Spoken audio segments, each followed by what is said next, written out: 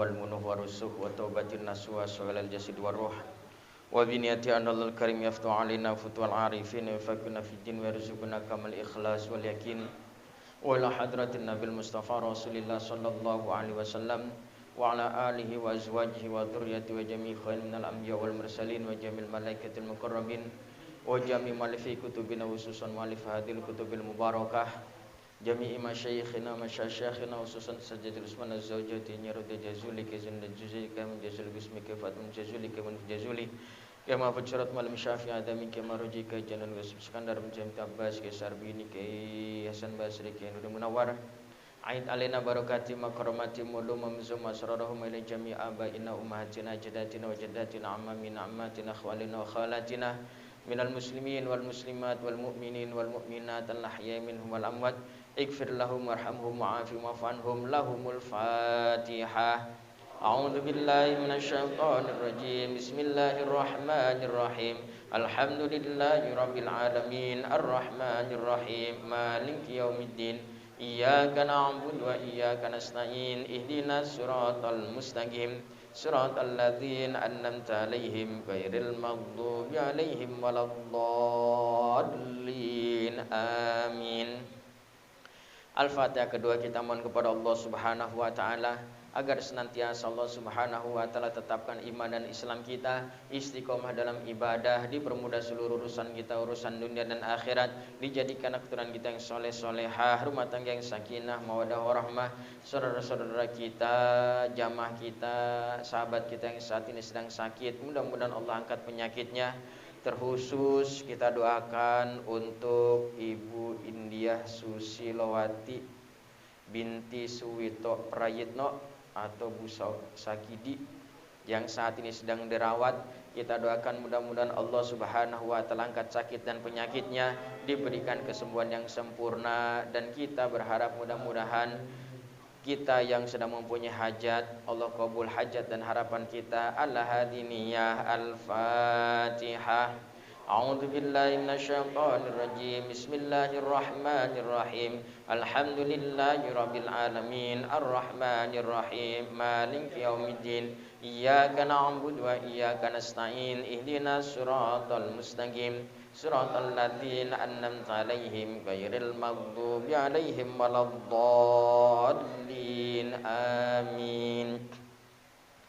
Bismillah walhamdulillah wassalatu wassalamu ala Rasulillah Sayyidina Muhammad ibni Abdillah wa ala alihi wa sahbihi wa mawalah. La haula wa la quwata illa billah. Allahumma sholli wa sallim wa barik ala Sayyidina wa maulana Muhammadin wa ala alihi wa sahbihi ajma'in, amma ba'd.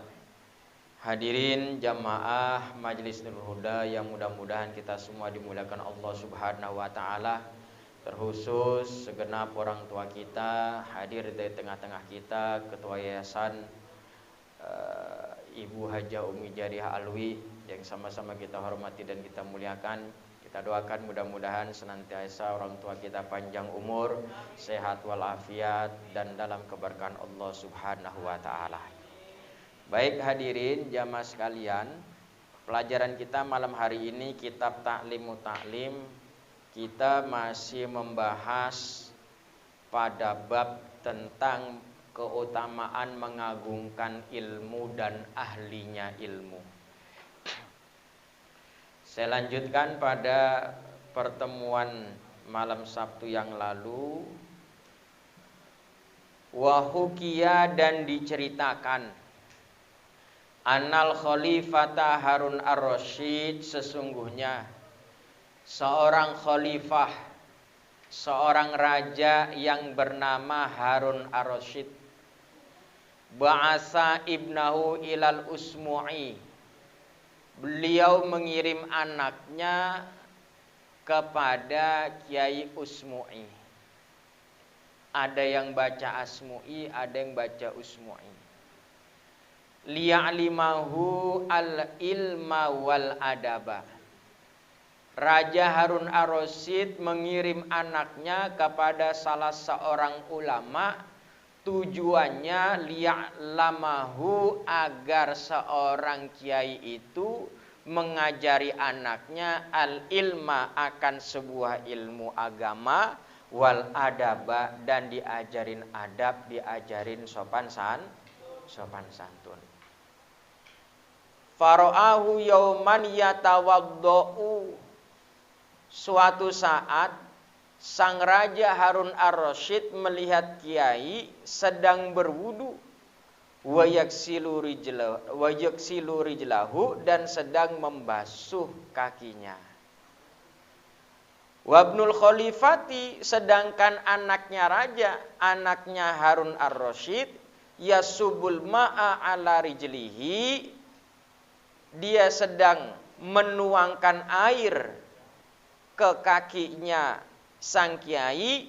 Fa'atabal khalifatul usmu'iyya, kemudian sang raja Harun ar-Rasyid protes kepada Kiai Usmu'i fidzalika, dalam hal itu.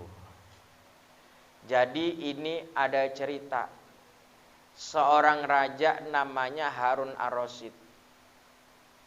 Dia mau mondokin anaknya biar anaknya bisa ilmu agama, ngerti adab dan sopan santun.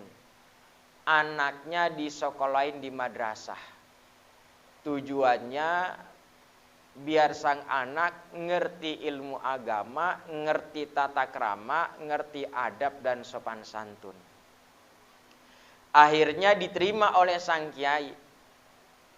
Dan suatu saat sang raja, sang pejabat melihat si kiai lagi wudu sendiri, lagi wudu, lagi basuh muka, basuh tangan, basuh kaki, sambil nuangin air. Kalau bahasa sekarang sambil megangin keran sendiri. Keran dipegang sambil wudu kiai itu. Nah, yang megang kerannya, yang megang tempatnya itu anak si raja. Gampangnya si kiai lagi wudu, kemudian kerannya atau selangnya dipegangin oleh anak raja, oleh muridnya. Kiainya lagi wudu, selangnya dipegangin sama muridnya. Muridnya itu anak raja. Rajanya lihat, bapaknya lihat. Fa'atabal khalifatul usmu'i. Bapaknya protes sama kiai.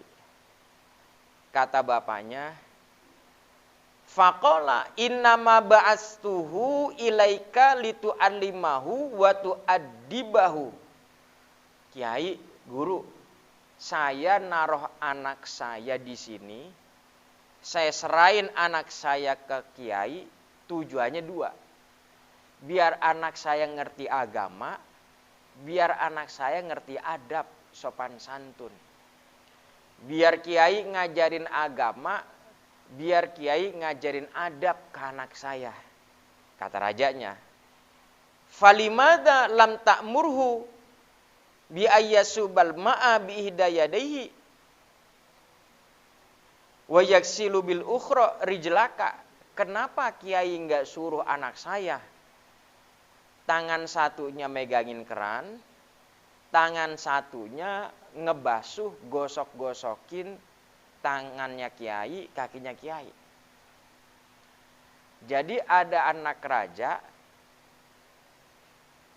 suatu saat gurunya lagi wudu. Dia megangin selang aja. Bapaknya lihat. Bapaknya protes sama kiai. Kiai, mohon maaf. Saya naruh anak saya di sini tujuannya satu, biar bisa belajar ilmu agama. Yang kedua, biar ngerti sopan santun. Biar ngerti adab, biar ngerti tata krama. Ini anak saya, kenapa enggak kiai sekalian suruh basuhin anggota wudunya? Tuh, bapaknya ngerti. Jadi anaknya cuman megangin selang doang nih, bapaknya protes. Anaknya lagi megangin selang, gurunya lagi wudu, bapaknya protes. Protesnya bukan, guru, ngapa anak gua disuruh megangin selang, bukan buat suruh belajar. Bukan begitu, tapi protesnya, guru, anak saya kenapa nggak sekalian suruh ngebasuh tangannya guru? Kan bisa yang kanan megangin selang, yang tangan satunya ngebasuhin kan? Yang tangan satunya ngebasuhin tangannya guru, tangan satunya ngebasuhin kakinya guru. Bapaknya protes begitu, padahal anak orang kaya, anak seorang raja. Kalau kita sekarang anak sekolah sama kita, sama gurunya disuruh nyapu karena ada jadwal piket. Kalau itu terjadi sama anak orang kaya bilang bagaimana dah? Pak guru, Bu guru, anak saya disekolahin di sini buat belajar. Saya per bulan bayar SPP, nyampe sekolah disuruh nyapu. Oh. Ya, kalau anak orang kaya. Tapi ini dibalik sama Harun ar-Rasyid. Pola pikirnya dibalik. Guru, anak saya jangan cuma disuruh megang selang. Suruh juga basuhin tangannya guru. Suruh juga basuhin kakinya guru. Biar dia ngerti mahalnya ilmu. Biar dia ngerti sopan santun. Biar dia ngerti adab dan tata krama.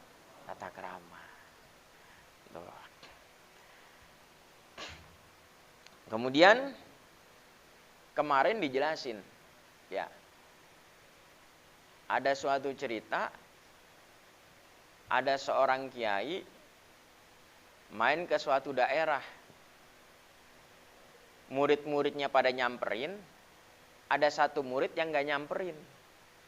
Ditanya sama kiai, kamu kok nggak nyamperin saya? Padahal teman-teman yang lain pada nyamperin. Kata muridnya, maafin guru, saya lagi jagain ibu saya. Kata gurunya, oh kalau begitu, turzakul umru wala turzaku ronakud darsi. Kamu bakal dapat keberkahan umur, tapi kamu nggak akan dapat keberkahan dari belajar. Kata gurunya begitu. Makanya harus seimbang. Harus bisa muliain guru, harus bisa muliain orang tua. Begitu. Jangan sekali-kali kita hinakan salah satu dari dua orang itu. Guru dan orang tua. Pengen sukses dunianya, maka muliain orang tua. Pengen manfaat ilmunya, maka muliain guru.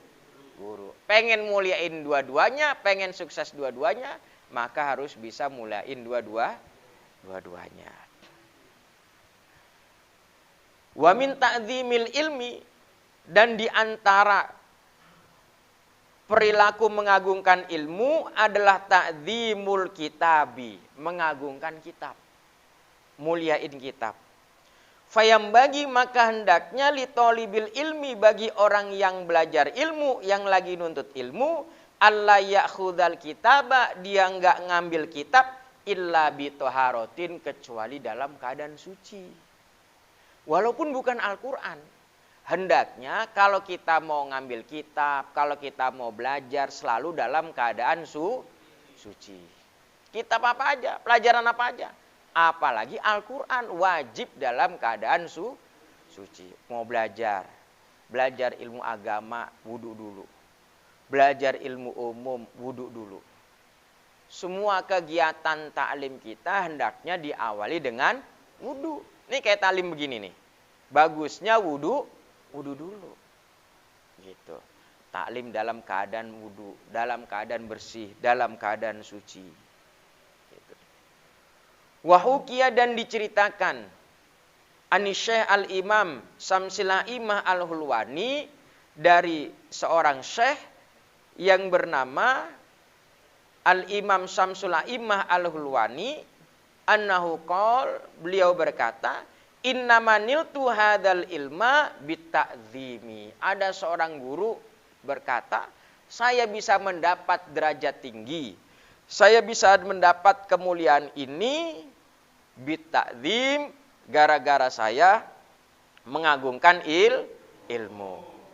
Fa inni ma'akhadtu al-gida'a, karena sesungguhnya saya tidak pernah menyentuh, mengambil, memegang mushaf atau kitab-kitab lembaran illa bitoharotin, kecuali dalam keadaan suci. Ada seorang ulama berkata, saya bisa mendapat derajat yang tinggi, saya bisa mendapat kemuliaan karena setiap saya mempelajari kitab-kitab lembaran. Kalau dulu kan kitabnya begini nih, korasan, belum dijilid. Kalau sekarang kan udah pada begini, udah dijilid. Nah, ini namanya al-gida, ya. Namanya kal-gida, kagida, kitab-kitab korasan, kitab-kitab lembaran.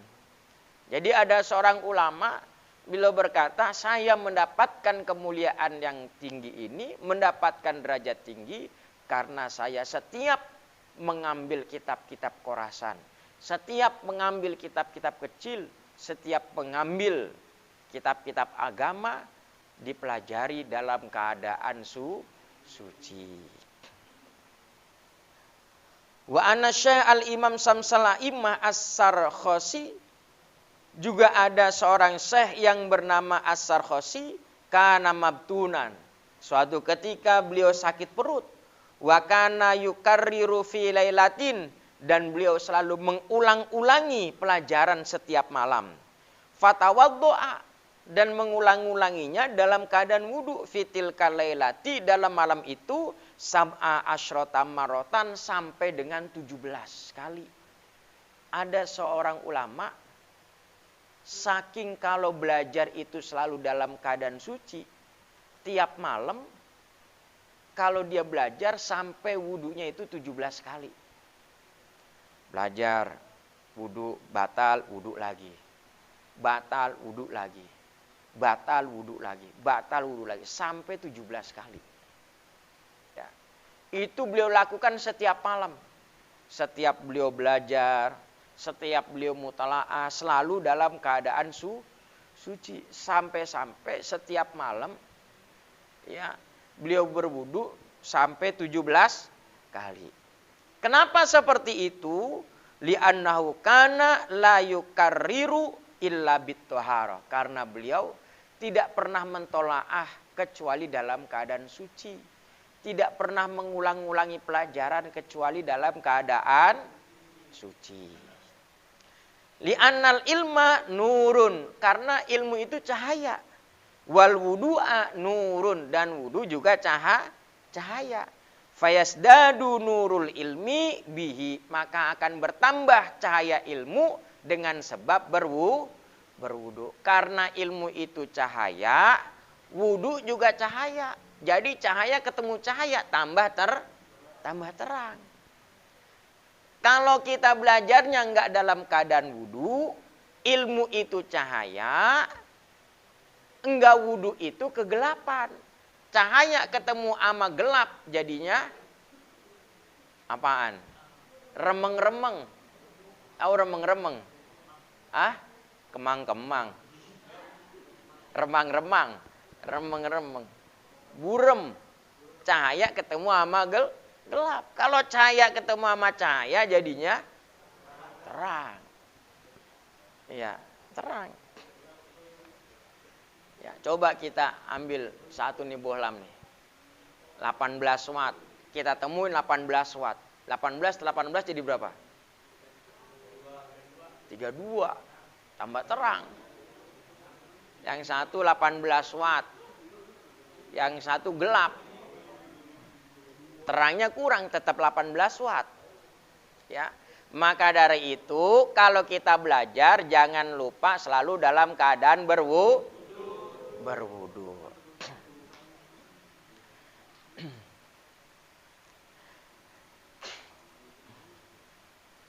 Wa minat ta'zimil wajib, dan di antara mengagungkan yang wajib kita lakukan, mengagungkan ilmu yang wajib kita lakukan, alla yamuda rijla, jangan sekali-kali kita manjangin kaki ilal kitabi, ke kitab. Ini kitab nih. Kaki kita selonjorin begini nih. Tuh. Jangan. Enggak sopan. Jangan panjangin kaki ke arah kitab. Itu namanya enggak sopan. Wa yadha'a kutubat tafsir, dan meletakkan kitab-kitab tafsir fokosa iril kutub, di atas kitab-kitab yang lain. Tujuannya apa? Ta'ziman, untuk muliain. Contoh nih, misalnya kita punya Al-Quran. Al-Quran taruh lemari paling atas. Begitu. Nah, baru bawahnya buku-buku bacaan yang lain. Ada kitab tafsir, berarti Al-Quran dulu, kitab tafsir dulu, baru kitab-kitab yang lain, baru buku-buku. Jangan dibalik, lemari Al-Quran taruh lemari paling atas. Tapi di atas lemari ada kasur, ada magic jar, ada kompor. Ya. Nah, harusnya di atas lemari jangan ada apa-apa. Biar ini Al-Quran letaknya paling atas. Apalagi Al-Quran, lemarinya ada 3 rak. Rak pertama gelas, rak kedua piring, rak ketiga kitab-kitab. Nah, ini kurang bagus. Jadi diletakkan yang pertama Al-Quran, yang kedua kitab-kitab tafsir, yang ketiga misalnya buku-buku bacaan agama, yang keempat buku-buku umum, yang kelima terus ke bawah. Tujuannya apa? Ta'ziman, untuk muliain. Wala yadho'a, dan jangan meletakkan alal kitabi, di atas kitab, syai'an, sesuatu akhara yang lain. Jadi ini misalnya kitab nih, saya naruh kitab, jangan ditaruh yang lain. Misalnya apa, taruh pulpen di atas kitab, ini kurang sopan. Apalagi misalnya ini kitab, ini ditaruh sini, kurang sopan. Apalagi naruh kitab di bawah jok motor. Ya, naruh kitab, naruh Al-Quran, naruh buku-buku sekolah di bawah jok motor. Ya, apalagi Al-Quran jangan dah. Ya, ntar pantatnya bisulan. Kualat. Jangan taruh di bawah jok motor. Ustadz, kalau darurat gimana? Ya kalau darurat, ya kita mau bilang apa, namanya juga darurat ya. Misalnya hujan besar, plastik nggak ada. Ini Al-Quran, ini kitab, kalau kita pegang basah. Yang mau nggak mau, taruh di bawah jok motor. Begitu. Kalau darurat, kalau enggak ya harus kita muliain. Begitu. Nah, kemudian Wakana Ustadzuna Burhanuddin, Ustadz kita yang bernama Syekh Burhanuddin, yuhki, beliau menceritakan an syekh minal masyayikh, dari satu guru dari beberapa gurunya, anna fakihan, sesungguhnya seorang yang fakih, kana wado al mihbarota, dia meletakkan tinta alal kitabi, di atas kitab.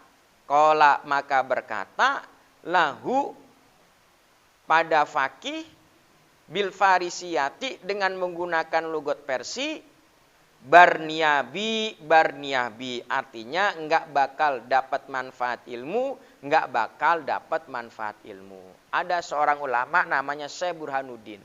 Beliau diceritain sama gurunya, dulu ada seorang ustadz fakih ahli ilmu agama, ahli ilmu fikih. Dia sering naruh mihbaroh itu tinta. Karena kalau orang dulu nulisnya tinta sama pulpen itu misah.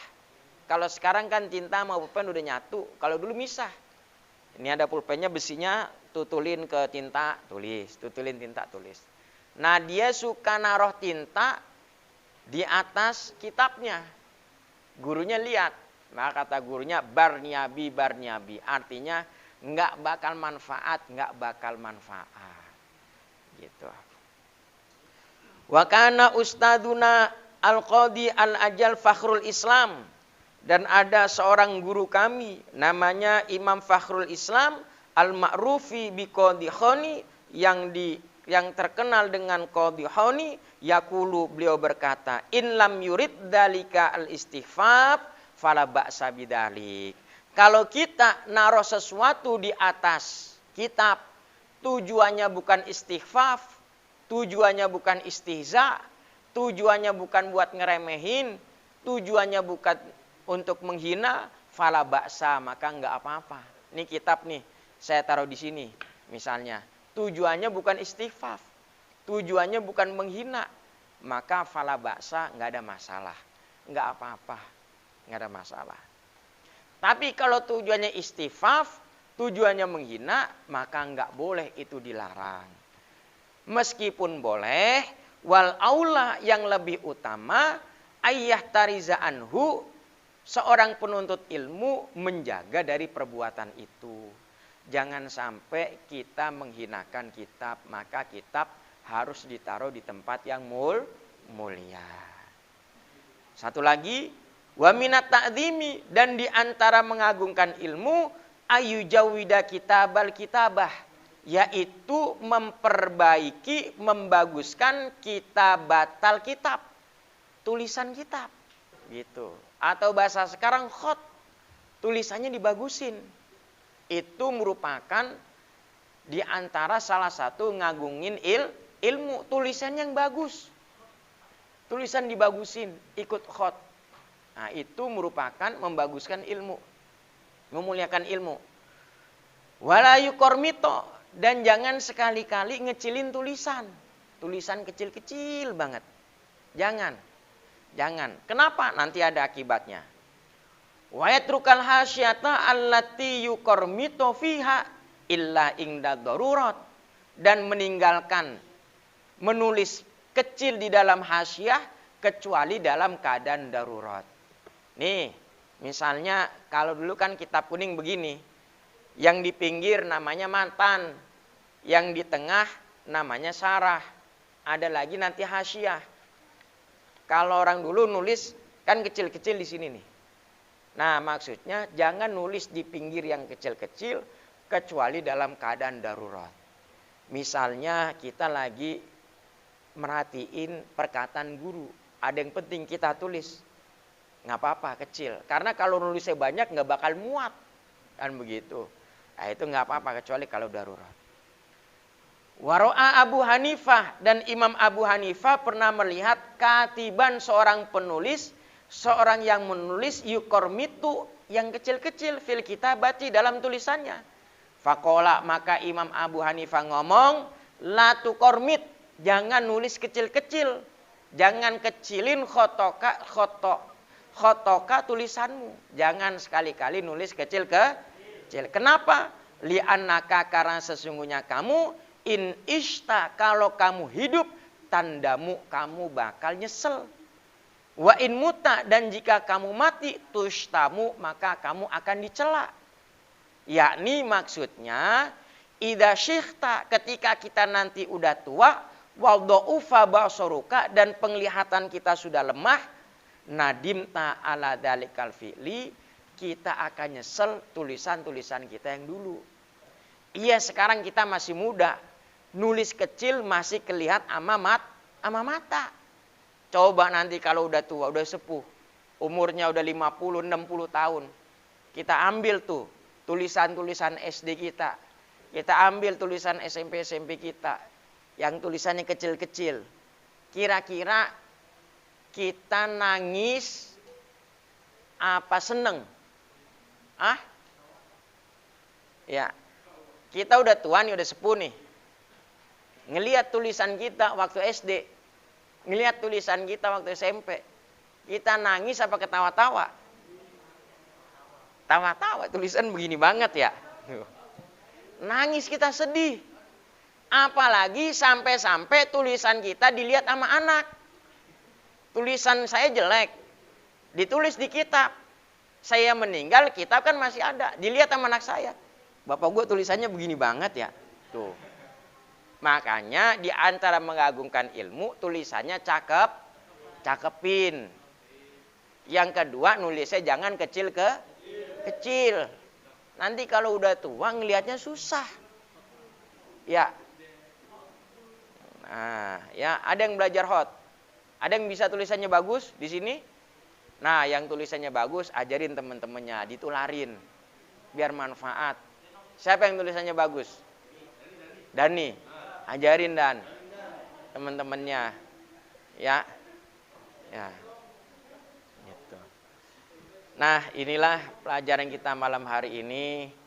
Mudah-mudahan kita ngajinya istiqomah, manfaat dunia akhirat, sukses dunia akhirat. Al-Hadiniyah, Al-Fatihah.